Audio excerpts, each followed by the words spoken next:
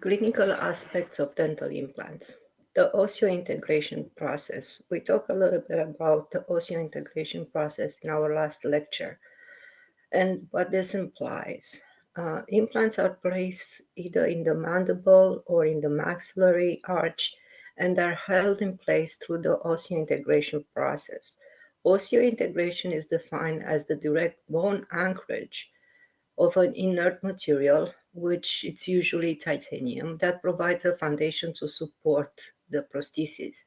Now, what I need to mention here to explain a little bit about the osseointegration process, how it takes place, is the fact that once the implant is placed into the bone, um, the threads of the implant and the coating, the outside coating of the surface of the implant, allows for the bone to grow around the implant and to become one integral part with the implant body, with the implant fixture.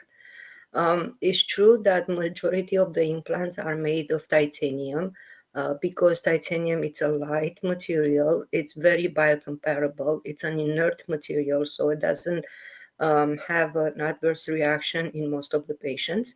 But also today, there are other materials that are used as for implant fixture or for implant body, such as zirconia, which again, it's an inert material and it's very biocompatible. Usually the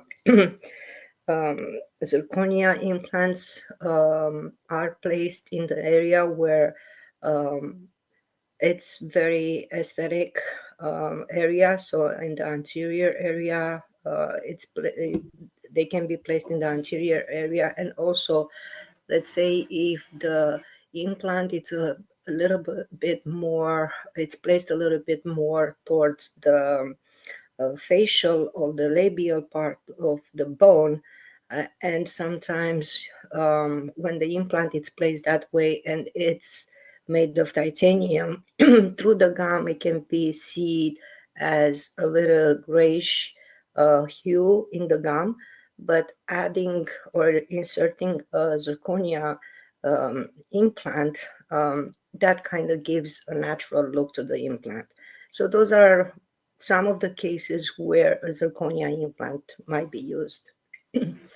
After the implant fixture or the body of the implant has been placed into the bone, the osseointegration requires new bone formation to form and to hold in place. So like I said before, that takes place in a few months based on how the bone is stimulated to grow around the implant.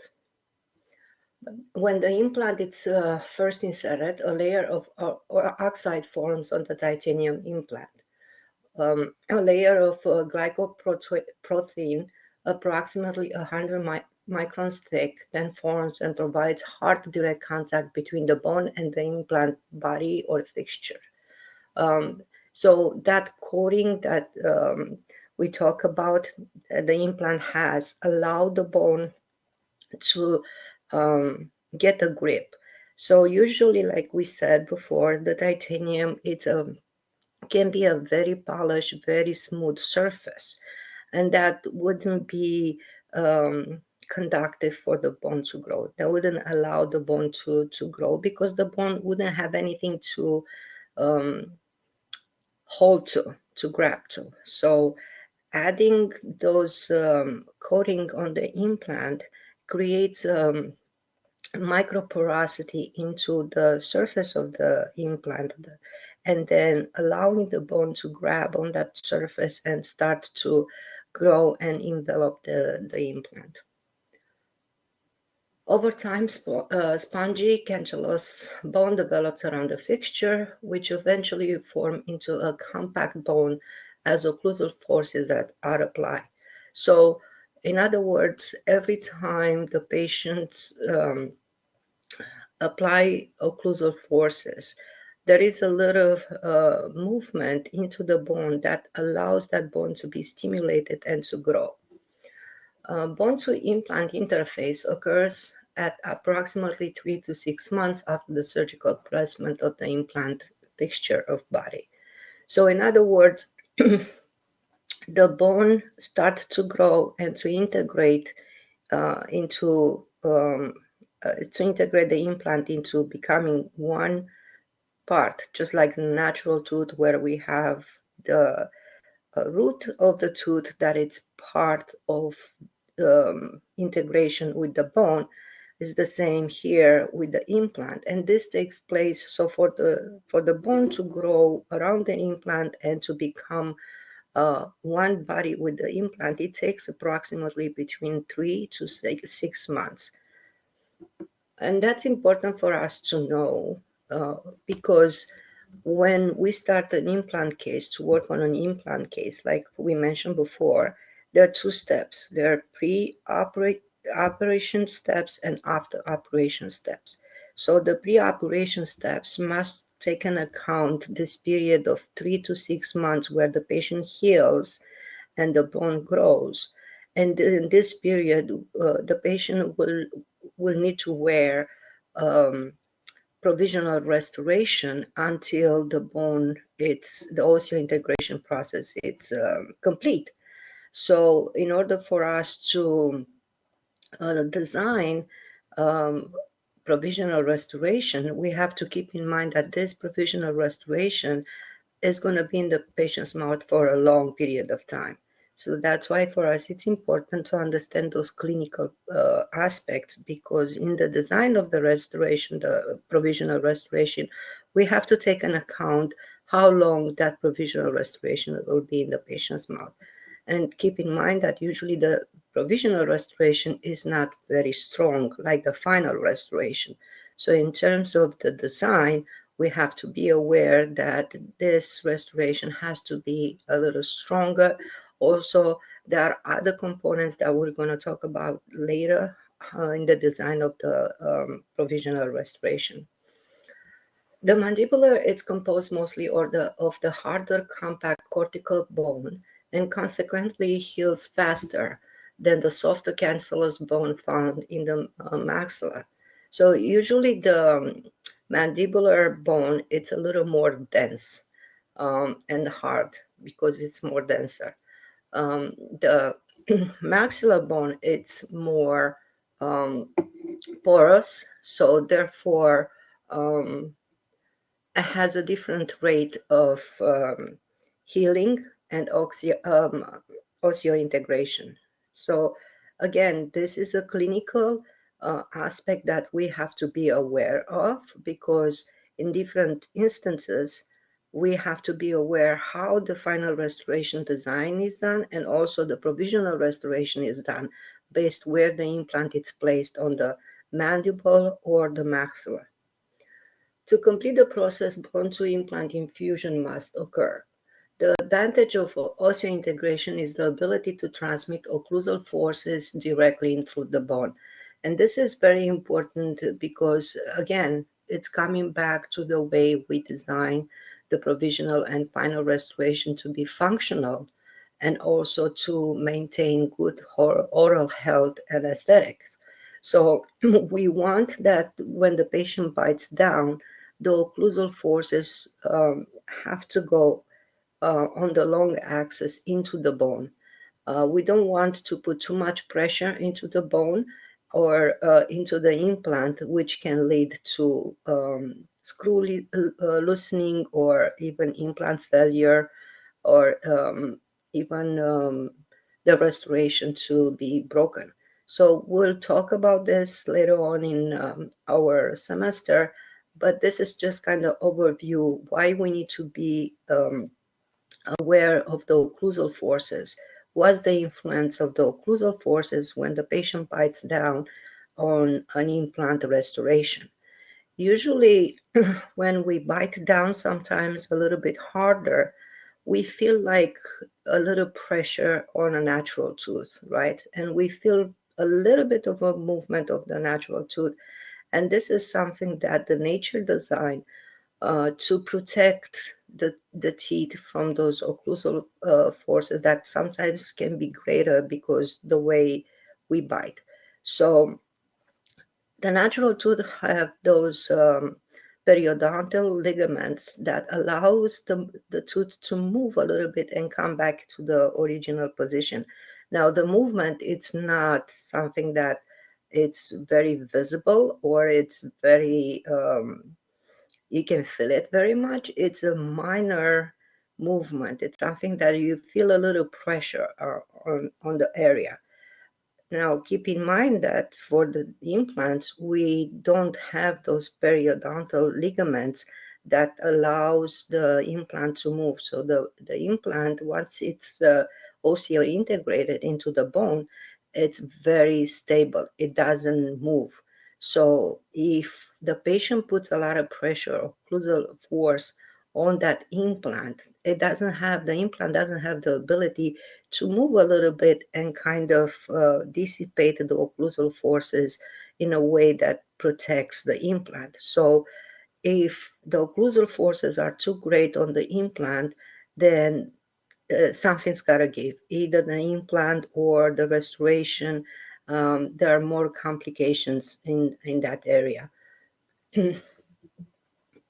An advantage of osseointegration, just said that, is the ability to transmit occlusal forces directly into the bone. So the whole idea of how we design the restoration, regardless how the dentist places the implant.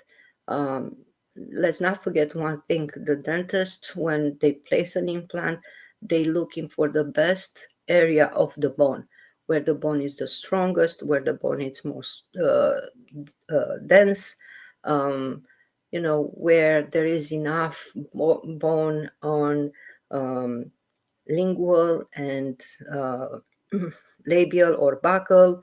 There is enough space from mesial and distal um, contact areas. So the dentist places an implant based on the availability and the strongness and density of the bone. Now, how we design the restoration, even sometimes that the implant is not placed in an ideal position, that's what makes the restoration work flawless when we have in mind those occlusal forces, how those occlusal forces are transmitted through the bone.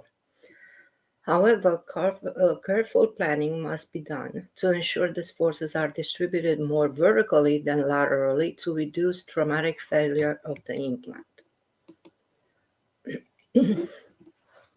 So in the picture that we see here in the slide, we see different type of bones. And this kind of showed the density of the bone. And this is what the dentist is looking when placing the implant.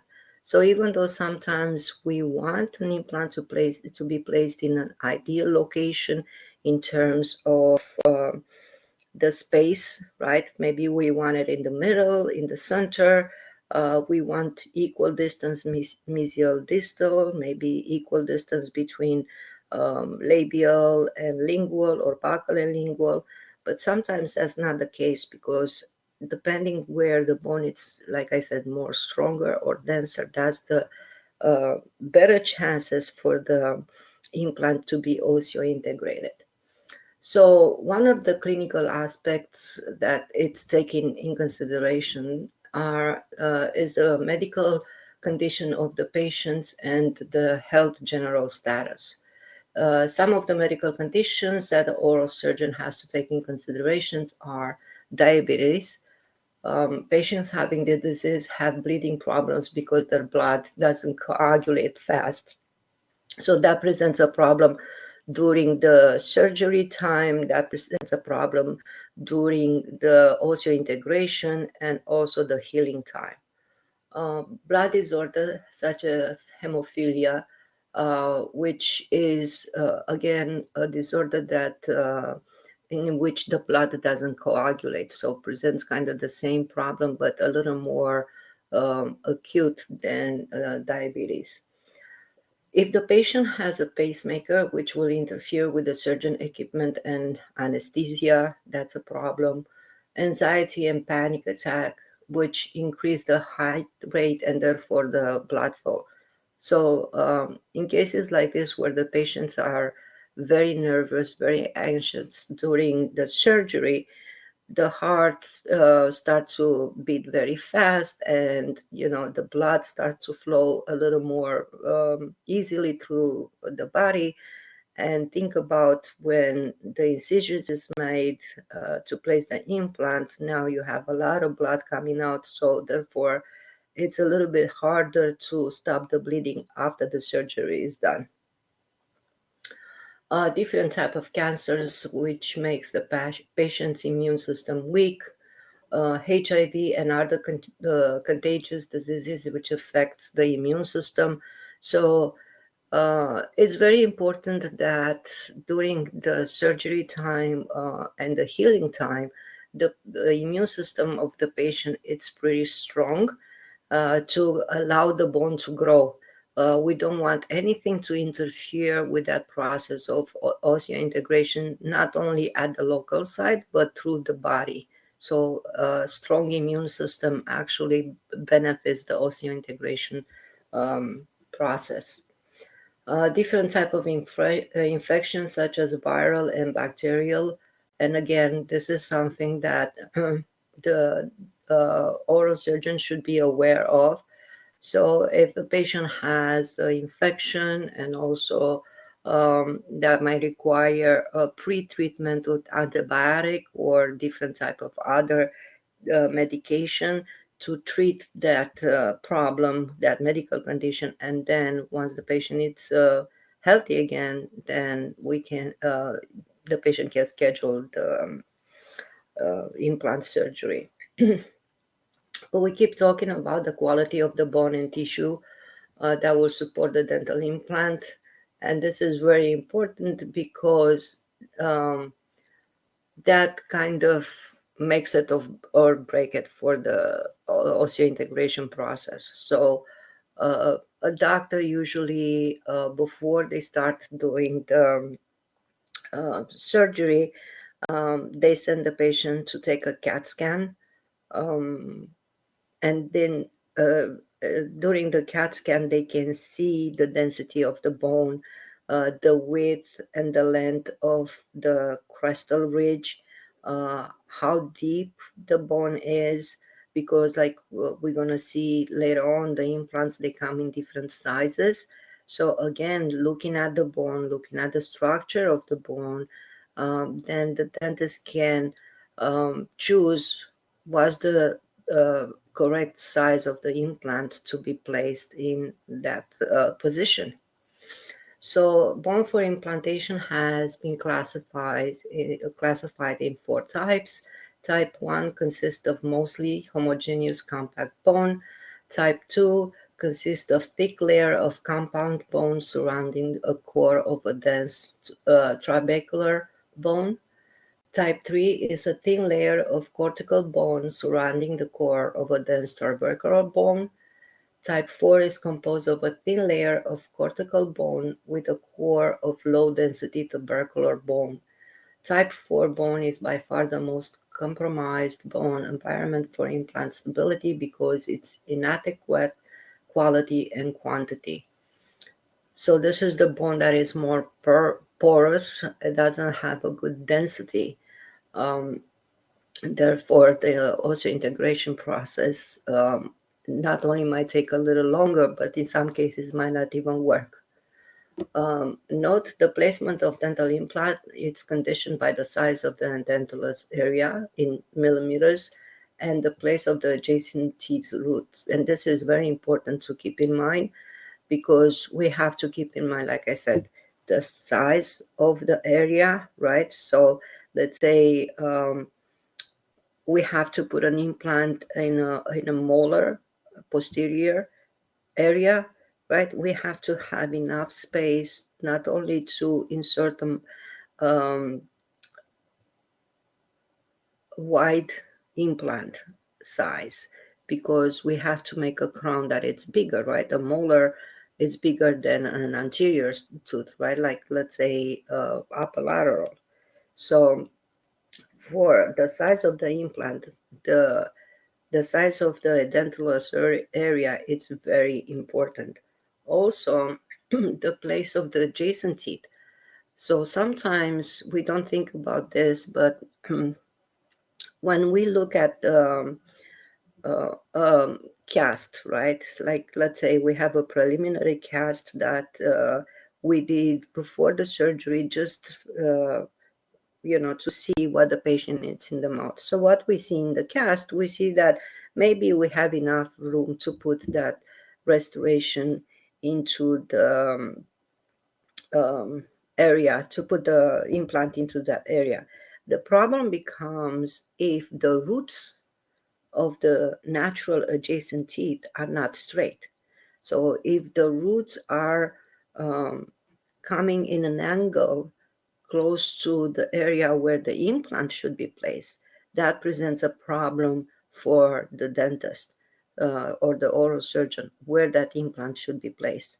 There are certain requirements in terms of inserting an implant into the bone, how much space, how much room should be left between the adjacent teeth roots and the implant itself. Um, Otherwise, the bone between the natural teeth roots and the implant is going to be very thin. Therefore, the osseointegration process is going to be compromised. Pre-implant clinical consideration, implant treatment prosthesis usually require, like I said, preliminary work. So why is that important? Because during this preliminary work, the dentist can see what's going on in the patient's mouth and also can not only from, like, oh, I'll pour up the models and I look if the teeth are a little bit shifted, how the bite is, but also taking those CAT scan, they can look and see the structure of the bone, the structure of the maxilla, the structure of the mandibula, also the temporal mandibular joint.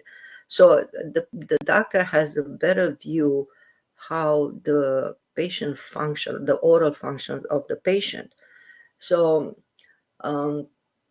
sometimes different type of surgeries might be required before the insertion of the implant, such as crown lengthening, which means, cutting out the gum.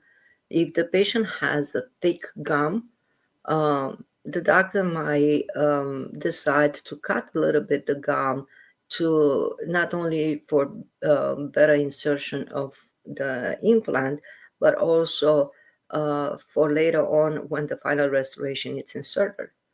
The occlusal plane, how the occlusal plane is, how the patient bites down. Is the patient in crow's bite? Is the patient has the bruxism? Has the patient has any temporal mandibular joint problems? So these are factors that the dentists have to see and have to think about it, and before even thinking about where they should place the implant. And hopeless teeth, what that means. Let's say we have a patient comes in, they have, let's say, number 14, the molar, it was removed a while ago, but the bone has good density. The tissue, the gum, it's good. So the patient is a good candidate for the implant.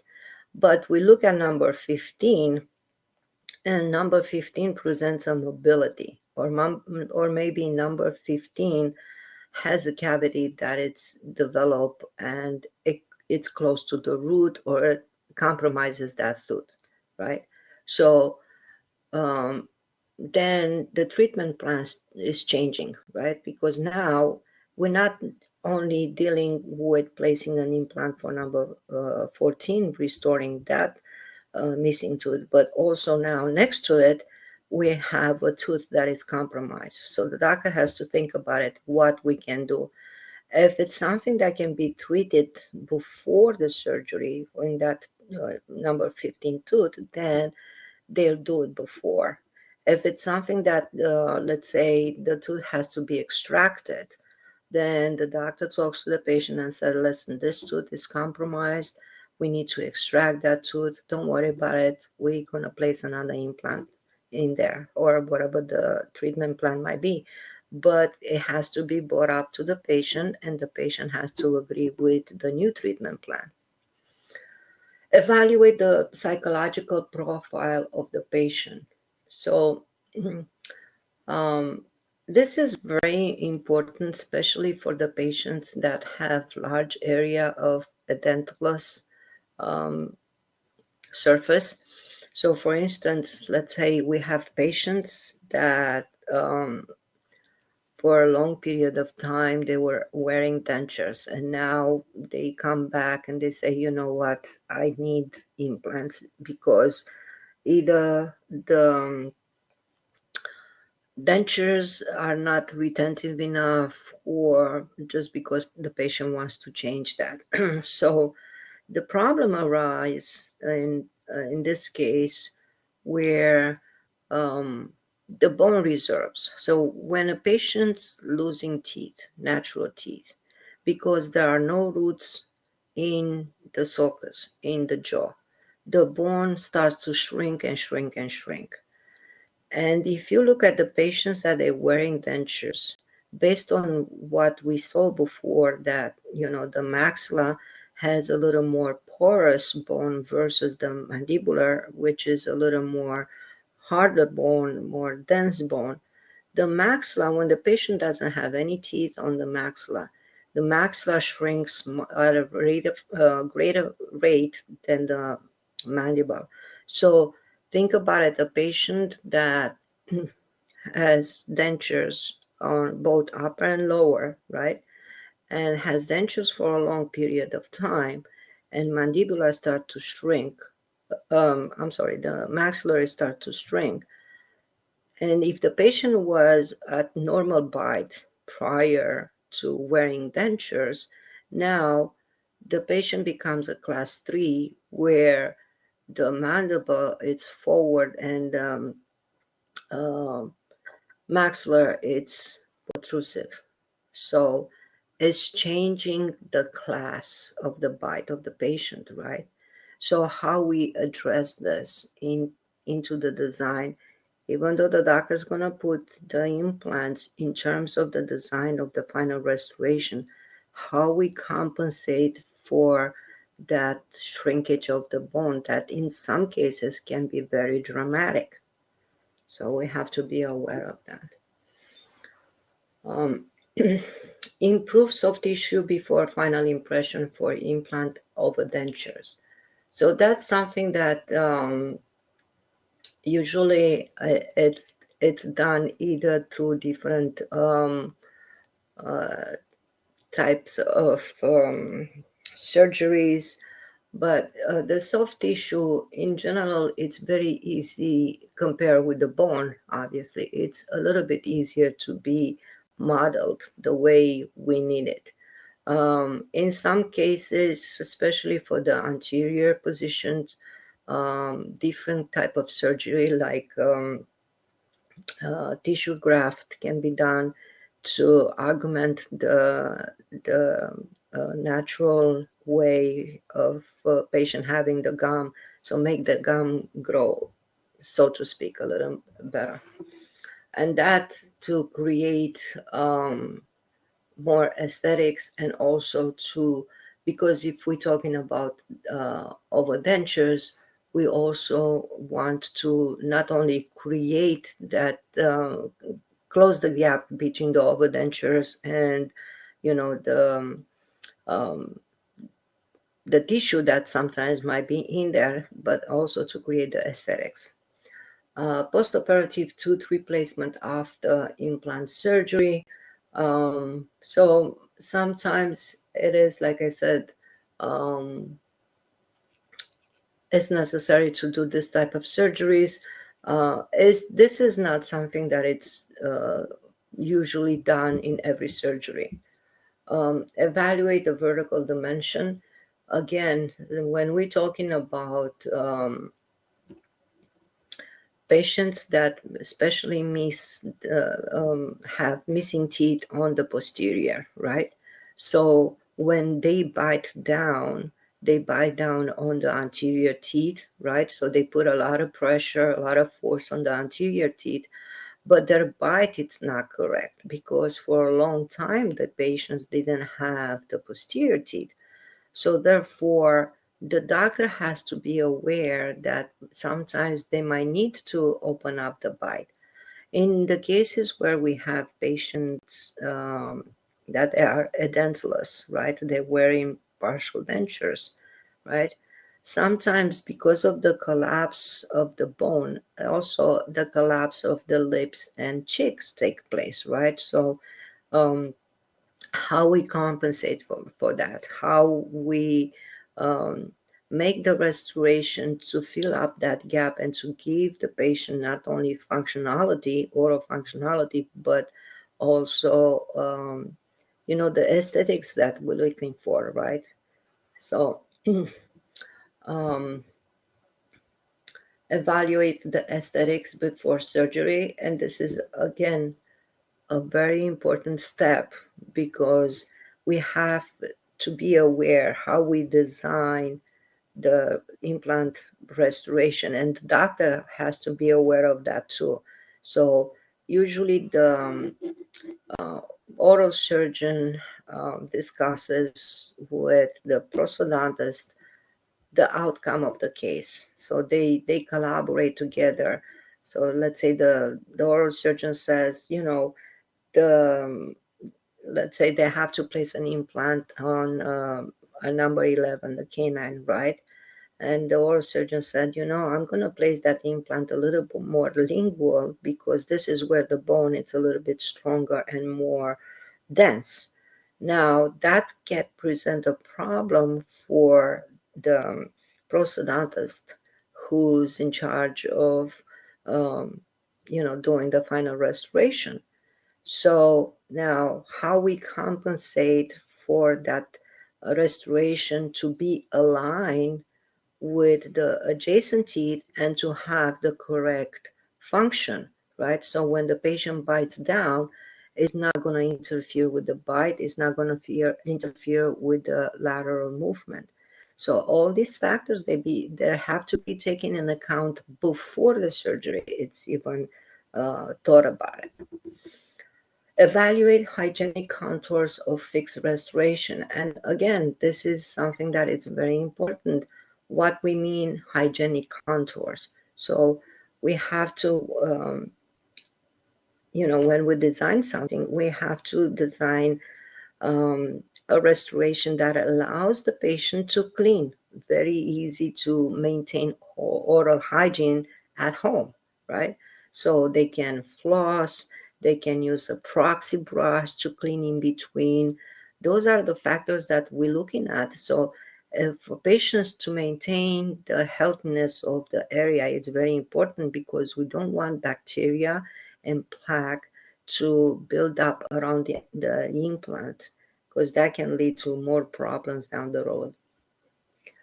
Determine if removable restoration is required for maxillary lip support. So we talk about this when the maxilla bone shrinks, and then now the when the maxilla bone shrinks, also the lip cave in. It's called a lip collapse, right? So now how we compensate for that, how we place the implant, and also how we design the restoration to bring back that lip support and to give the patient the natural look like they have before they lost their natural teeth. Protect bone graft and implants during the healing. And this is something, again, that doctor has to take in consideration before doing the surgery. How they can protect the bone graft and the implants during the healing. Like I said, the patient has to wear a provisional restoration, right? We cannot send the patient home with a hole in their mouth, right? Even though we place the implant. So the provisional restoration has to be designed in such a way not only to be functional, but also to protect the area, to not put too much pressure on the bone, and also to be easy cleanable, so the patient can use floss or proxy brush or whatever, or a water pick to clean the area around the implant. So this is the very critical aspect into the healing process, because if the design of the provisional restoration is not correct, it doesn't allow for the bone to grow or the tissue to grow. And that could create more problem because the osseointegration process is going to take a little longer. Therefore, the healing process takes longer. Also, the tissue might shrink more than it should. So then we may have a problem in later on doing a tissue graft for a patient. That's another surgery that will be, additional to what the patient had done already. So we want to avoid steps that are unnecessary and put the patient through um, surgeries or other procedures that, take longer for the healing process. Assess patient financial and compliance management. And this is very important. Why? Because the dentist has to be honest to the patient from the beginning. Usually when the dentist looks at the case, usually devises a treatment plan and give patients different options. So they might say, okay, you had a partial, then you have a partial dentures, and now you came in, we can put an implant in there, and we can make you a bridge, or we can make you we can put two implants in there and maybe make you a single restoration. Now for each type of treatment options, there are different prices, right? A majority of dental implants are not covered by the insurance, so usually are paid out of pocket by the patient. Also, the dentist has to let the patient know that the payment plan. So um, some dentists may say, okay, uh, when we are in the preclinical stage, so before the surgery, you can pay 1/3 of the cost. So let's say, it's $10,000. 1/3 the patient pays before the surgery, 1/3 at the surgery, and 1/3 after the final restoration is inserted. So these are the aspects of the treatment plan that they have to be discussed with the patient prior to even start thinking about and planning the treatment plan. And compliance management. So again, these are something that has to be discussed with the patient, what it means compliance management. After the surgery is done, is the patient compliant? Did they maintain a oral hygiene?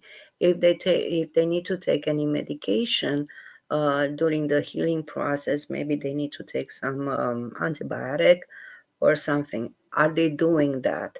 After, let's say, the case it's finished, right? The final restoration it's inserted. The patient still has to come once a year or twice a year for a cleaning. Are they maintaining that area clean enough in the daily routine? So compliance management means the patient is educated enough to know to maintain the function of the implant. Assess patient load bone progressively. That's another modality of doing surgery. It can be, one stage immediate load surgery or two stages load surgery. So we're going to talk about this later on.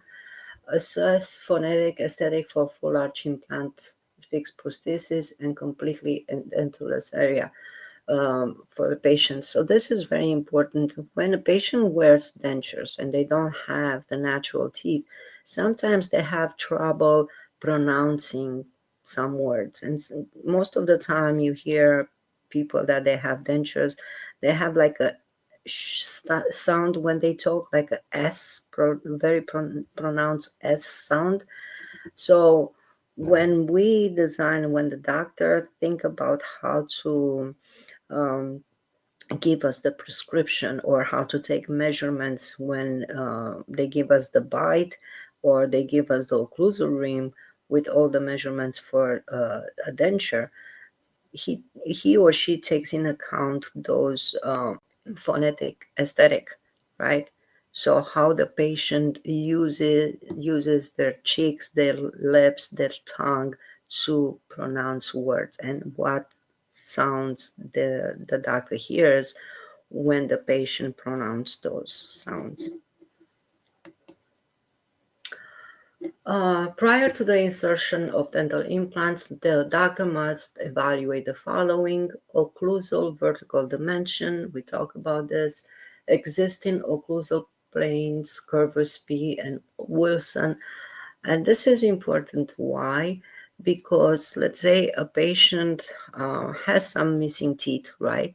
Let's say the patient has missing teeth on the posterior, on the lower. So what happened with the natural teeth from the upper jaw? Because they don't have something to oppose when the patient bites down, those teeth are moving and they erupting. So they're longer than the other teeth, okay? So now when we're talking about the curve P and curve Wilson, when we design the restoration, we have to keep in mind that those erupted teeth, they're gonna interfere with the occlusal contact, with the way that the curve P and Wilson will be affected, okay? Crown height space for the restoration. Patients that has missing teeth for a long time, they did not have any prosthesis, experience tooth eruptions, we just talk about it, that will interfere with the occlusal contact. Therefore, the length of the restoration must account for that. So again, it is something that we have to take in consideration when we design the final, and especially not only the final, but the provisional restoration, which is, when by the patient during the healing time. Uh, so we have, the dentist has to be aware of the maxillomandibular arch relationship, temporomandibular joint status. We talk about this. If the patient has any existing prosthesis, what's the problem with the existing prosthesis? Retention might be a problem. The function, the oral function can be decreased because of how the prosthesis is, placed in the patient's mouth. So those things, they come into play in the treatment plan, okay? Arch form, ovoid, tapering, and square. Why is that important? Because that gives the oral surgeon an idea where the implants should be placed based on the arch form, and then how we design the final restoration. This is very important for the fully edentulous patients. Where the missing teeth location is, so we have anterior missing teeth or posterior. What that implies?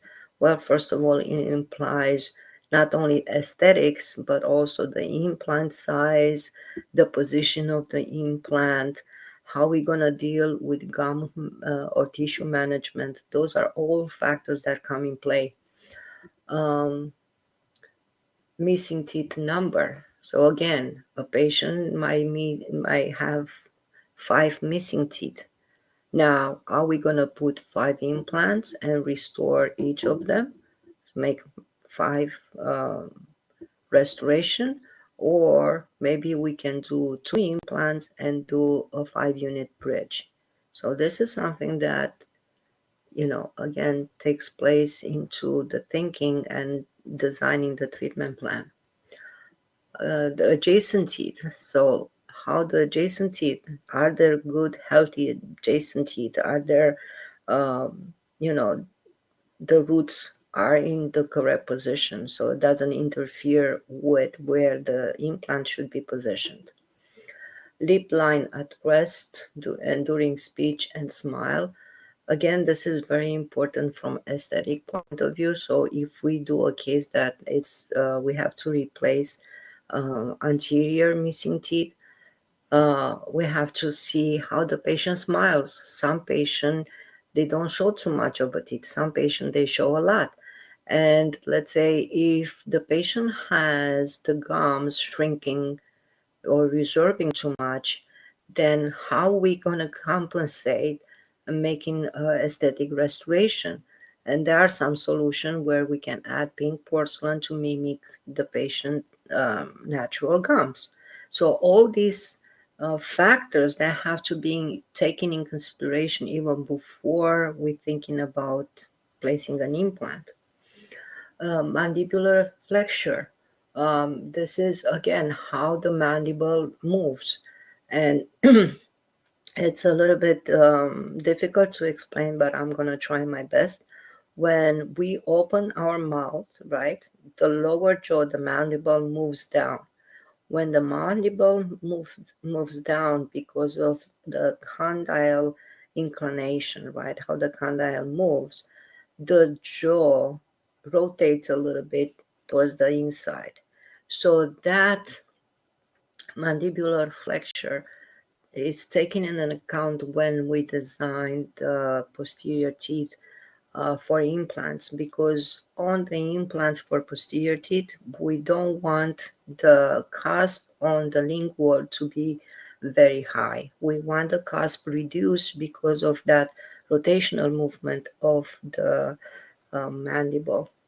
And how is the soft tissue support? So how the gum looks around the implant. A treatment sequence for implant supporting reconstruction. So in the initial appointment, medical and dental history and dental evaluation, which can be done through X-ray and visual examination.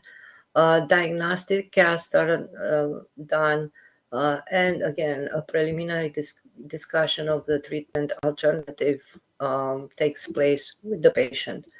And then a decision is taken, the patient takes a decision, they can go home, discuss with their family or whatever, and the next visit they come back and they say, okay, this is the option that I go with for this treatment, okay?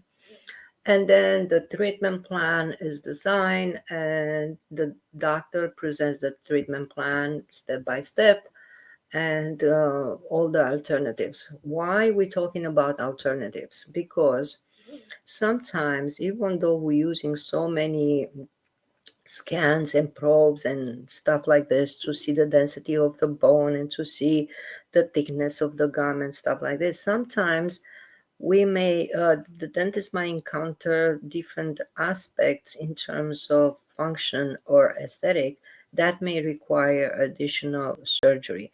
And one of these additional surgery involves also sinus lift.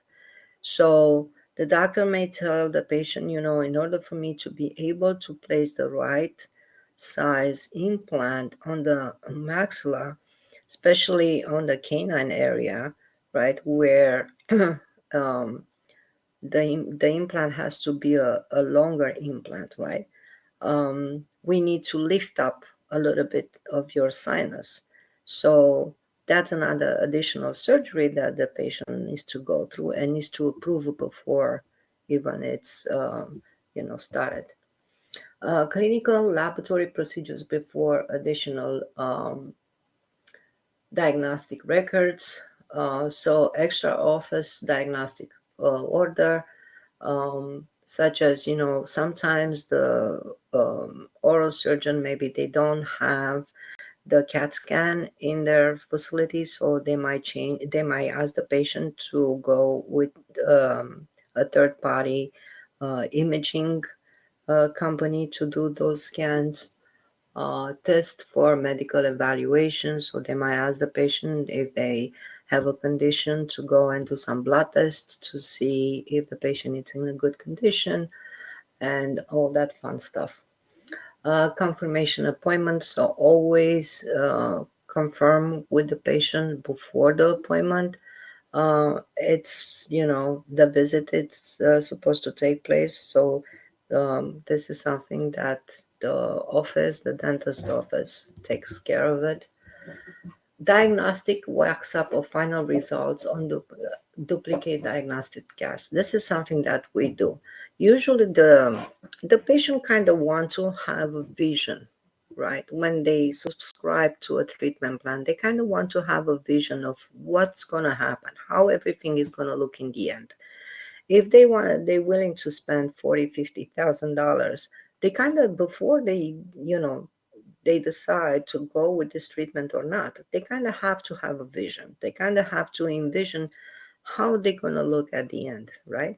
So this is where we come in play, and we can do a diagnosis wax up and show the patient, listen, this is what you had now, and this is how you can look afterwards, okay? And the dentist uses this diagnosis wax up to present the treatment plan.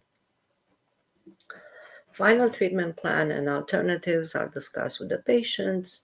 Like I said, there may be medical laboratory tests that can be done in terms of, blood tests and other tests that, might be required based on the patient medical condition, prescriptions and postoperative instructions. So usually medication is prescribed after the surgery to help with the inflammation, and also sometimes some antibiotic can be given to the patient.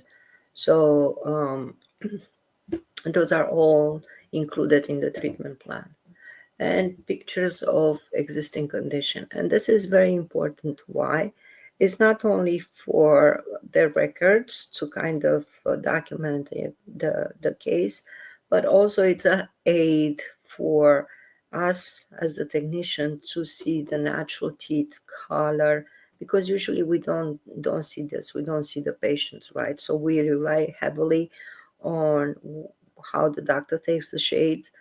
But if we have pictures of the natural teeth, then we can match the shade of the restoration better. So that's one example. Phase 1 dentistry, pre-surgical restorative appointment. So this is before the surgery is done. So first, the doctor looks at the patient. If there are any other cavities or any other problems that the patient might have, like I said, some teeth that are compromised and they need to be extracted. Everything takes place before the surgery, and the temporary restoration are placed also before the implant surgery. Periodontal treatment, endodontic therapy, and orthodontics. So those are all before surgery treatments that can be done.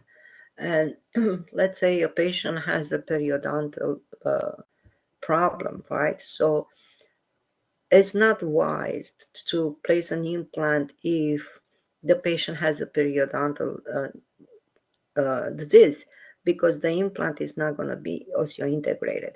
So that problem has to be taken care of before the surgery, right? Endodontic therapy. So let's say the adjacent tooth it's compromised and they need a post and core, right? Then that should be done before the insertion of the implant. And orthodontics. So this is kind of I would say one of the most used area of dentistry to help with the implants. And why is that? For instance, um, let's say a patient has congenitally missing teeth. So the permanent natural teeth, they're never going to grow up, right?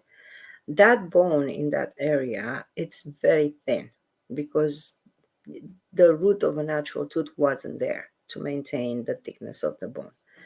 So how orthodontic treatment can help? Well, orthodontists can use the adjacent teeth to move them back and forth very little to stimulate the bone growth in that area. Also, orthodontic treatment can be used not only to align the teeth, but to make space for the implant.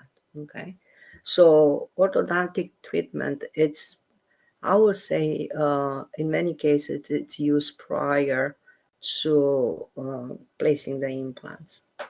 Occlusal vertical dimension. So again, establish what is the occlusal vertical, the current occlusal vertical dimension of the patient. If that's a concern, what the doctor can do to increase that, but not to compromise the implant positioning and also the final restoration. Occlusal plane correction, treatment, prosthesis, recontour existing teeth, and enameloplasty. When we're talking about recontouring existing teeth, let's say a patient has a temporomandibular joint problem, right? So it's either they're clicking every time they're closing their bite, or they have pain. How that condition has to be taken care of before the implant surgery is done. And sometimes that can be taken care of by recontouring the natural teeth to be in a different type of occlusion. So it doesn't interfere, it doesn't put too much pressure on the temporomandibular joint. Transitional prosthesis. What kind of transitional prosthesis? Can we do a removable or can we do a fixed? And also we can do a try-in, a diagnostics try-in. So the doctor can ask us, can you do a provisional for me just to try it in, so the patient can see actually how they look once they have the final restoration in. Tissue conditioning, this is something that it's done to create that scalloping way how the natural tooth is looking with the gum. When we have an implant, usually the gum reserves a little bit, but it doesn't maintain that scalloping form, so it's more like a straight edge. So the dentist can place what's called a healing cap that can shape the gum and create that scallop form. Impression for surgical guide template. Again, this is something that the dentist can take an impression, send it to us, and we can fabricate a clear template, that a clear stent that the doctor puts in, the oral surgeon uses during the implant surgery to help with the drilling the hole into the bone. Treatment sequence for implant supported reconstruction, phase 3. Phase 1, dentistry continue. Pre-implant reconstructive surgery.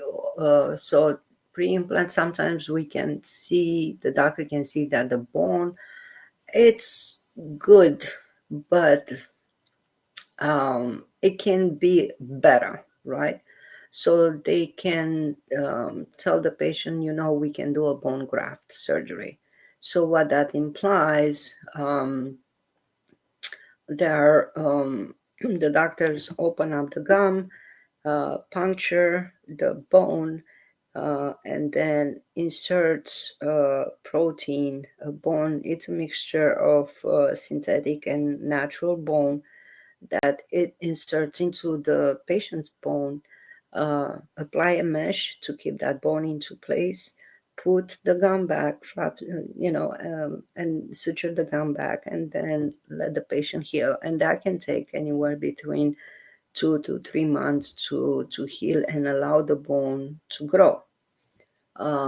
Okay, soft tissue grafting, that's another surgery that can be done prior to implant surgery. So, um, soft tissue means that the gum in that area, it's very thin.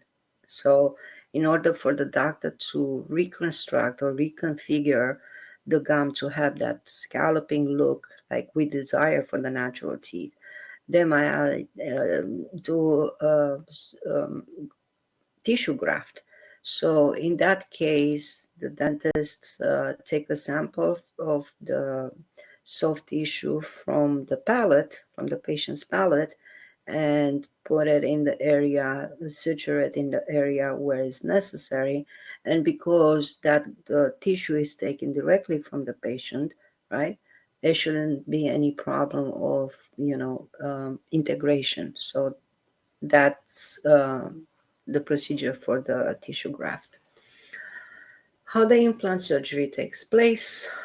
Stage 1 is the implant placement with the healing phase, and stage 2, the secondary premucosal extension or the initial loading. Um, so like I said, sometimes the implant surgery can be done in 2 stages. So in the first stage, an implant can be put in. It's kind of called like a temporary implant, to kind of create the space for a bigger implant, for the final implant. Uh, and then after a few months, that the patient comes back and the final implant is placed in. And also, this is at the second stage. This is the time when the gum is, more observed. So if there are, like resculpturing of the gum necessary, then this is the time to do it. Prosthodontic progressive bone loading. So this is exactly what we're talking about. The initial abutment preparation and impression. So the first phase with the implant surgery, this is done by the oral surgeon. The prosthodontics is done by the restorative dentist, right? So the dentist now, they have to think about it. Okay, the implant is in, but now I need the other implant components to have the provisional restoration and also later on for the final restoration. Now, depending on what type of restoration is done, if it's a single crown or single dental unit, if it's a bridge, if it's a partial denture or a complete denture, there are different implant components that the dentist have to order prior to uh, the prosthodontist, prior to um, designing and completing the case. Okay. Uh, Always there is always like it says here, metal trying or wax teeth trying. So if this was written in the time when a lot of metal frameworks were done before, we had the zirconia or all ceramic types of restoration. So usually the framework could be metal, could be, like I said, zirconia. Um, Before we apply the final porcelain layering, we send the framework to the dentist. We fabricate the framework and then we send it to the dentist to try it in. And that's important because they want to see if the restoration, if the framework, if it's passive, so allows for a little bit of movement, also how it fits in each abutment of the case, if the margins are closed, the design itself. So there are many factors that take place where the doctor looks to see how this framework works. It's not only aesthetic but also functional. Okay. So after the framework is done and everything looks good, they send it back to us. We put in the final porcelain on it. We finish the final restoration. We send it to the dentist. They insert it in the patient's mouth. Now the problem becomes in terms of maintaining that restoration. The doctor might recommend to the patients to wear an eye guard. So during the night, when we have no control over our jaws movement, then the patient can use an eye guard to not put too much pressure on the implants. Okay. So again, educating the patients with maintenance. So oral hygiene, coming to checkup visits um, every 3 to 4 months, having x-rays taken to see the quality of the bone and if the surrounding tissue is good. So there are other type of considerations that the patient has to be educated before starting the treatment or the implant treatment. During the implant surgery, usually this is the more used type of surgery, the two stages surgery. So the first stage surgery is the process of placing the implant fixture into the bone. So first they cut the tissue and they take it out from the bone. They just open it up. So they expose the bone where the implant is going to be placed. Next, a series of drilling takes place. So they're going to start with a smaller drill. A little by little, they're going to do a hole into the bone. Then they're going to go to the next size drill until they get to the correct size of the drill for the implant. Drilling takes place at low speed with water to kind of keep that area clean and also to keep the bone hydrated so the patient doesn't feel any pain. Depending on the type of fixture or implant, the hole might be needed to be taped or produce the threads on the wall of the bone. So, but this is again something that take place at the surgery time, and the drills, how the doctor select the drills that are necessary for drilling the hole. Then the fixture or the implant is screwed into the bone. Then a cover screw is screwed into the top of the implant to prevent tissue or bone growth from contaminated surface. And the tissue is then readapted and suture in place. So sometimes the implant is placed into the bone. Then there is that cover screw that's put on top of the implant to keep that area free of any type of debris, right?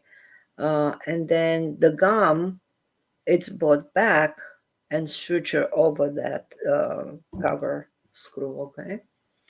The fixture remains covered while the healing, so the implant, it's covered with the tissue until the healing and the osseointegration takes place, which takes between 4 to 6 months. And then a temporary prosthesis is used after several weeks have passed. But like I said, we should never send a patient home with missing teeth, okay? What we can do, and we're going to see later on in our semester, how we can design the prosthetic restoration, temporary restoration, to not interfere with the osseointegration process. Okay. The second stage of the surgery is more minor soft tissue surgery to expose the implant and to attach the abutment.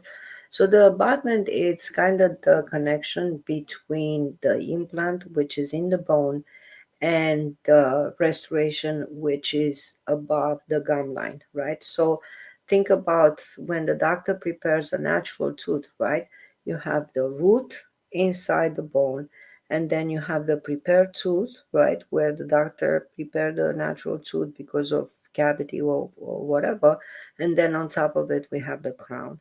So the same three components that we have when we do a restoration for a natural tooth, the root, the preparation, and the crown, the same three components we have here. We have the implant, then we have the abutment, which mimics the kind of like the preparation, and then the crown on top of it. All right, the fixture or the implant, it's first located through the tissue, and then the cover screw, it's located, and then the gum is cut. The cover screw, it's taken off, and then the abutment, it's placed in. So um, when the correct length of standard abutment is used, the abutment should be at least 1 millimeter higher at the gingival margin in the maxilla and 1 to 2 millimeter in the mandible. So we'll discuss this a little more in our lecture, because in the classroom, because I gotta draw and show you what it means. But uh, we want the platform, the end of the implant in the mouth, to be at least 1 millimeter higher than the where the gum is for the maxilla, and 1 to 2 millimeter higher for the mandible. Why? Because the gum shrinks after the surgery. So after the standard abutments are secure in place, the healing caps are placed over the abutment to protect the precision surfaces during the healing process, and also to scallop the gum, to redesign the gum. If a temporary prosthesis is used, a healing cap will not be necessary. So it's either one of them. Uh, we can put a healing cap, and then we can have like a removable type of um, prosthesis, like a temporary, right? Like a partial bridge or a flipper. Um, so it doesn't put pressure on the patient, or we can have a temporary crown placed on the implant. Okay. Classification and treatment plans for partially and completely edentulous arches. So based on the classification developed by Carl Misch, um, there are 4 classes of partial edentulous described by the Kennedy-Applegate system. In class 1, the patient distal edentulous segments are bilateral and natural anterior teeth are present. So in class 1, patients are missing both posteriors on the right and the left, okay? The majority of these patients are only missing molars, and almost all have retained 6 or more anterior teeth. So what the patients they have left are the anterior teeth.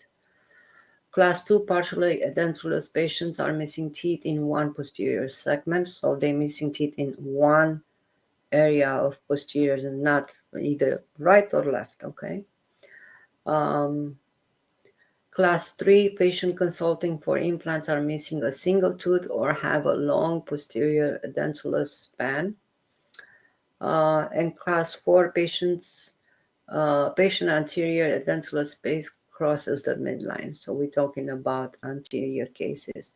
Traditional fixed partial dentures are often the treatment choice when the canine are present. So when the patient, they still have their natural canines. All right. Implants can be classified according to the anatomic location, so if it's placed anterior or posterior, device design, so if it's fixed or removable, implant properties, okay, so if it's zirconia or titanium, implant attachment mechanism, so if we do it with bar or zest system, okay. So, but in general, there are four implant design types that can be classified by anatomic location: endosteel implant, subperiosteal implant, transiliosteel implant, and epithelial implant. And we talked about this in our first lecture. Implant properties. Implant biomaterials can also be classified according to their composition and physical, mechanical, chemical, electrical, and biological properties. So you see how many characteristics of the material itself for the implant are taken in consideration when it's chosen for designing a dental implant. This classification often includes rank comparison of properties such as elastic moduli, tensile strength, ductility to determine optimal clinical applications. And these properties are used in the design and fabrication of the prosthesis. So we kind of look at how the material behave under different type of forces, right? Because we talk about the occlusal forces sometimes can be greater, right? So if we have a material that is brittle, then that creates a problem because it might fracture or break into the bone. So that's why it's important to know the properties of each type of material used in dental implants. A classification based on microscopic body and design of the implant, so which can be a cylinder, uh, which reassemble more of a root form. And also what's important in this type is the coating of the surface condition to provide those microscopic retention and bonding to the bone, and usually are pushed or taped into a prepared bone site. So this is the time where the the dentist, the oral surgeon drill into the bone, and now it's time for insertion. So the implant is either pushed in there or just kind of screw little by little inside. They can be straight, taper, or conical. So in terms of the design, they can have different designs, as you can see in the picture. Screw root forms are threaded into a bone side and have microscopic retentive elements for initial bone fixation, or allowing the bone to grow around the implants. A combination, the root forms has microscopic features of a cylinder and screw rod forms. So these are the more used these days, the combination of root forms and the cylinder, because it allows for a better osseointegration process. Micro and micro thread fixtures, alternated thread pitch, depth, and self-tapering features can be combined to create a myriad of implant designs from which to thread. So what we're talking about here, how the threads of the implant are placed. They can be more dense, they can be closer to each other, so they can be more threads on the implant, or they can be less, so bigger gap between the threads. Also, the size of the threads, so they can be larger or smaller. The screw or combination root form designs also may benefit from microscopic retention to bond through various surface treatment, machine texture, edge, resorbable glass medium, and the addition of coatings or microscopic features such as baskets, vents, grooves, ledges, plateau, and fins. So these are all type of designs that are placed on the implant to create the osseo, to allow the osseo integration process to better take place. Classification based on the surface of the implant. So like we said, smooth surface implants such as cylinder implants require a bioactive or increased surface area coating for retention in the bone.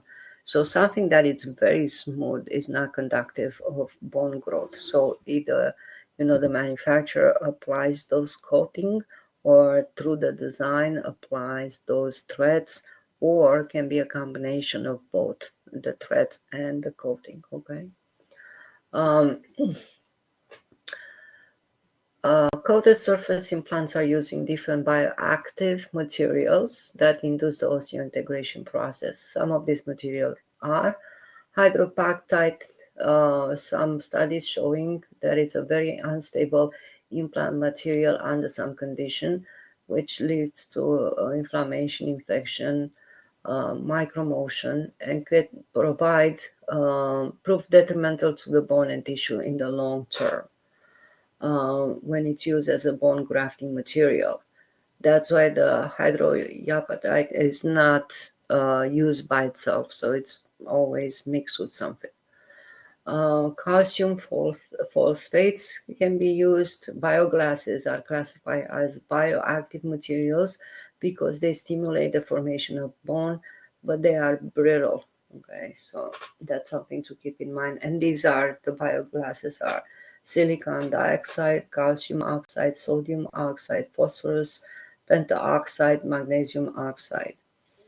The major advantages of these ceramic-like coatings, they can stimulate the adaptation of the bone, so the bone can grab that surface and start growing around it, and better contact between the bone to implant compared with the metallic surface, and greater bone to implant integration. Classification based on the implant size. Standard platform implants, they have a diameter ranging from 3.5 to 4.2 millimeters. They are usually placed in the front part of the mouth, and these are called the regular platform. So the standards are the regular platform. Wide platform implants, these implants have a diameter ranging from 4.5 to 6 millimeters and are typically placed in the back of the mouth on the posterior area to replace molars. Mini or narrow implants that have a diameter that ranges from 2 to 3.5 millimeters. They are placed in individuals who do not have enough space between the roots of their teeth for a regular size implant. They're also used when the patient does not have the bone is not very good. The dental implant sizes and characteristics are chosen by the oral surgeon based on the bone health, density, and the space between the missing teeth or the dentulous area. Manufacturers of dental implants have their own implant color coordinated based on the size of the implants for easy identification by the doctor and the technicians. So if you look at the picture here, you can see that some of the components of the implant, if you look at the implant inside, you can see some of them are yellow, some of them are green. And all the components of that system, they follow the same color. So the abutment is going to have probably the screw green. The transfer coping is going to be somewhere it's going to have that green color on it. So we match the implant component with the same system. Classification based on the final prosthesis or prosthodontic classification. So what type of restoration can be done using the implant? So we can use them either for fixed restoration or for removable restoration, okay? So when we're talking about fixed, it replaces only the crown and it looks like a natural tooth. or can replace a portion of the crown and the root. The contour of the crown appears normal on the occlusal half, but it's elongated to the hypercontour in the gingival height. So this is when we're talking about coverage where the gum is resorbing, how we compensate and we design the restoration to look more natural. And fixed prosthesis replaces missing crown and gingival color. So we talk about sometimes where we need to place pink porcelain um, on the bridge to mimic the gum, the natural gum. Removable prosthesis can be overdenture supported by completely by implant, or overdenture supported by the tissue and implant. Classification based on the dental implant materials. So we said, we have metallic implants such as the titanium, and they have to have a certain type of treatments before being used as implants, such as passivation refers to the enhancement of the oxide layer to minimize the release of metallic ions as a result of surface transfer. So that what increases the biocompatibility of the material. The passivation treatments can be performed through immersion in 40% nitric acid and results in a minimally increased thickness of the oxide layer. Anodonization is a process by which an electrical current is passed through the implant and then it's placed in a special solution, and that increases the corrosion resistance. Surface texturing increases the surface area of the implant and enhances tissue interaction by increasing the area through which stresses are transferred to the bone. So this can be accomplished by several methods, including plasma spraying with titanium, acid etching. So these are different type of treatments that can be done to the surface of the implant to create that micro porous surface for the implant for the bone to grab on.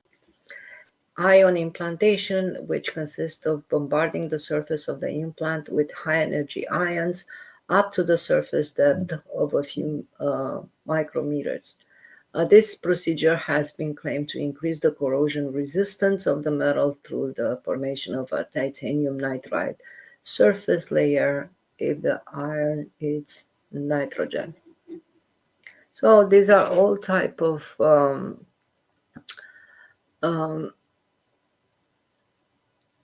dental implants materials that can be added to induce the osseointegration process. Classification also, continuing. So the most popular implant biomaterials in use today are titanium or titanium alloys and calcium phosphate coated materials. One result of the current extensive research focused that the titanium has become one of the most biocompatible material. So titanium or commercially pure titanium exists in nature as a pure element and has a low density, relatively high flexure strength, resistant to corrosion, and can be passivated by a thin layer of titanium oxide. Also, titanium comes in different grades, so grade 1, grade 2, grade 3, and grade 4. For implants also, we can use titanium alloys, which can use aluminum and vanadium, or titanium, aluminum, and nitrogen. Which increases the strength of the titanium, and the alloys are able to maintain the fine balance between sufficient strength to resist fracture under the occlusal forces and to retain a lower modulus elasticity for more uniform stress distribution across the bone implant interface. So how that force directed from the patient's bite, its transfer into the bone also can be directed through the material of the implant, right? Stainless steel used in the form of surgical, austenitic steel, non-magnetic. This metal have 18% chromium from corrosion resistance and 8% nickel to stabilize the authentic structure. I'm not going to go too much into stainless steel implants because I don't think they're very used today. Chrome, cobalt, molybdenum cast alloys generally consist of 62% cobalt, 30% chromium, 5% molybdenum, with a small amounts of carbon, manganese, and nickel. They continue the stainless steel and the chrome, cobalt, molybdenum materials can be used for some implants, but because they're very hard to, they're kind of hard to work with them, and they're used because they're cheaper, but long term they don't give good results, and especially when we're talking about the osseointegration process, that takes a little bit longer than the titanium. Ceramic and ceramic-like coated dental implant systems. So we can have aluminum oxide implants. They tried that for a while. As an implant, it's not working very well because the strength of the aluminum oxide, it's not that great. But aluminum oxide can be used as a coating. So that can be used to produce that surface texture for the osseointegration process. Zirconia, it's a very, I start to be using more and more in the fabrication of the dental implants fixtures, and they have a high degree of inertness and high strength, they're stiff. But the only problem with zirconia is that it's brittle. So in terms of the strength, it's zirconia has almost the same strength as a dental metal alloy. Okay. Carbon and carbon compound were introduced in the 60s for the use in dental implantology. Carbon is one of the most biocompatible materials. Compare the metallic implants. Carbon is more inert and has a modulus of elasticity similar with the dentin and bone. However, carbon is susceptible to fracture under tensile and stress conditions because of its brittleness and susceptibility to fracture again. So the carbon is mostly used today for the coating of the implant surface, not as implant material itself. And that's the end of this lecture. If you have any questions, please let me know. Thank you.